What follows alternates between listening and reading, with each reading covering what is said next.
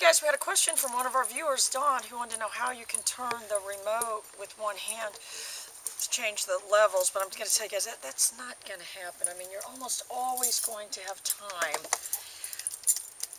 you know, to stop and go like this. People just aren't that coordinated. They're not, you know.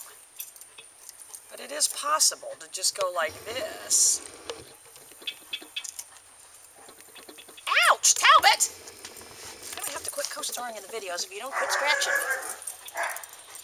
So you can just do like that. Well, except for your collar, the thing is on the side.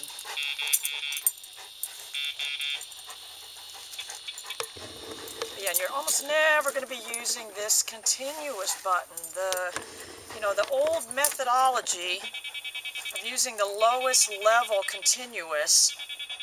And there's a couple different kinds of continuous too. Dogtra originally used to have a collar called the 500p that had the two. This is more of a tat, tat, tat, tat, tat, tat, tat, tat. There's something I call straight line stimulus that's just, that's really more fluid. You know, if you somehow, they quit making the pager, which they're not going to do, you would really want to use, I think, the straight line stimulus. This is more of a tat, tat, tat, tat, tat, tat, tat, tat, tat, tat. The straight line stimulus would have sounded more dee. If that makes any sense. So there's two different kinds of stimulus. So different collars are going to have different kind of stimulus. This is more of the, what I call the stutter continuous,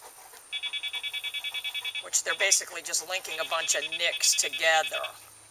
The straight line continuous would be more of a fluid, which would be more effective if you were using the extremely old school methodology of using the lowest level continuous that they could feel. I mean, I don't know anybody that's done that for years and years and years, but and your average person is not have the finesse to be able to do that, you guys. So I want you to think of it. This is the analogy I made to you yesterday, Dawn. But if they said, well, we're going to make your cell phone, when you set it on silent mode, we're going to just use a little static electricity, kind of the lowest level that you can feel, as a way to let you know that somebody's calling. Or we can use this really overt pager. Which would you rather have?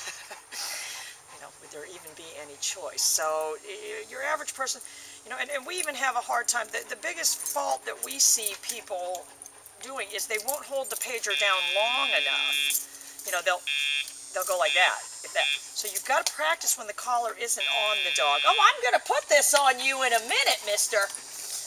And practice holding it down, which I don't even have this on. Remember that the sound box is independent of the collar, it acts off the remote. But you've got to practice holding it down. You should even watch the videos and practice holding it down as long as we're holding it down in there.